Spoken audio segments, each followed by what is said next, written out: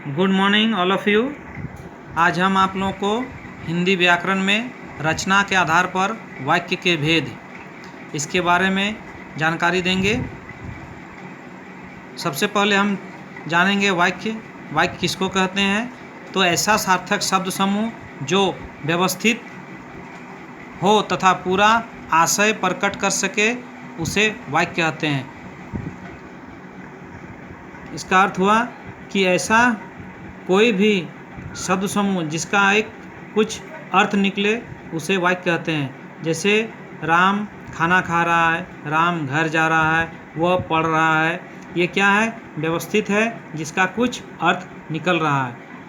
अब वाक्य के भेद, तो वाक्य के 3 भेद होते हैं: सरल वाक्य, संयुक्त वाक्य और मिश्र वाक्य। सरल वाक्य किसको कहते हैं? तो सरल वाक्य में एक ही क्रिया होती है और यह एक ही वाक्य में होता है। जैसे मुझे कल दिल्ली जाना है, छात्र ने पाठ पढ़ा। इसमें क्या है? एक ही वाक्य है और एक ही क्रिया है। सरल वाक्य के 2 प्रमुख घटक होते हैं, माने जाते हैं। पहला उद्देश्य, दूसरा विधेय। वाक्य में जिसके विषय में कुछ कहा जाए, कर्ता वह उस वाक्य का उद्देश्य है, और उद्देश्य के विषय में जो कहा जाए, क्रिया वह विधेय है। जैसे उदाहरण में देखेंगे, मेरी बहन 2 दिन से किताब पढ़ रही है। इसमें उद्देश्य क्या हुआ? तो मेरी बहन। विधेय क्या हुआ? तो 2 दिन से किताब पढ़ रही है। दूसरा उदाहरण क्या है? दशरथ पुत्र राम ने रावण को मार गिराया। इसका उद्देश्य क्या कौन सा हुआ? तो दशरथ पुत्र राम ने उद्देश्य बना और राम को मार गिराया विधेय बना।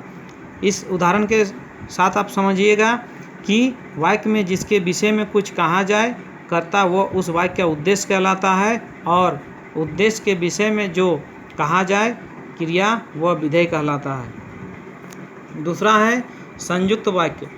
संयुक्त वाक्य प्रायः समुच्चयबोधक अवयवों से जुड़े रहते हैं। जैसे और, तथा, एवं, इसलिए, सो, अतः, या, अथवा, नहीं तो, अन्यथा, वरना, लेकिन, किंतु, मगर, पर, परंतु, चाहे। ये जो भी अवयव रहेंगे तो आप समझ जाइएगा कि ये कौन सा, तो ये संयुक्त वाक्य है। कभी कभी देखिए, कभी कभी संयुक्त वाक्यों में समुच्चयबोधक का लोप हो जाता है, यानी हट जाता है। जैसे हम लोग नहीं साइलेंट इंग्लिश में पढ़ते हैं कि कोई शब्द साइलेंट हो जाता है, उसी प्रकार इसमें भी है।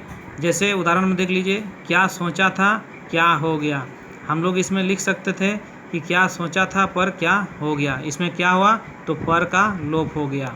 समझ गए? इसमें समुच्चयबोधक अवयव का प्रयोग होता है ज़्यादातर। कुछ ही उदाहरण होते हैं जिसमें लोप होता है अवयव, इसलिए इसको पहचानने में ज़्यादा दिक्कत नहीं होगी। संयुक्त वाक्य के भेद, इसके 4 भेद होते हैं: संयोजक संयुक्त वाक्य, और, तथा, एवं। इसका उदाहरण है विभाजक, या, अथवा, न, की। विरोधवाचक में मगर, पर, लेकिन। परिणामवाची में इसलिए, अतः, सो। समझ रहे हैं कि संयुक्त वाक्य का 4 भेद होता है। पहला संयोजक संयुक्त वाक्य, विभाजक संयुक्त वाक्य, विरोधवाचक संयुक्त वाक्य और परिणामवाची संयुक्त वाक्य। तीसरा मिश्र वाक्य।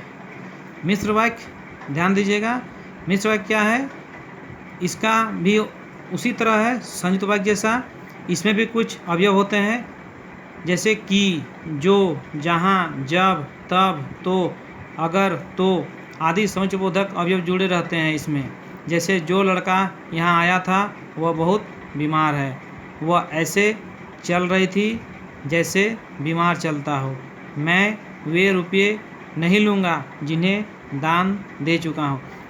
मिश्र वाक्य में ध्यान दीजिएगा, लगभग इसमें आपको 2 वाक्य रहेंगे और दोनों का अपना अपना मीनिंग यानी अर्थ होता है।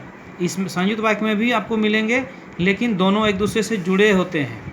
दोनों में इतना ही अंतर है, दोनों एक दूसरे से जुड़ा रहता है और इसमें जुड़ा नहीं रहता है। तो चलिए, और विस्तृत जानकारी जब हम पढ़ाएंगे उस समय आप लोग को देंगे। तब तक के लिए धन्यवाद। Thank you.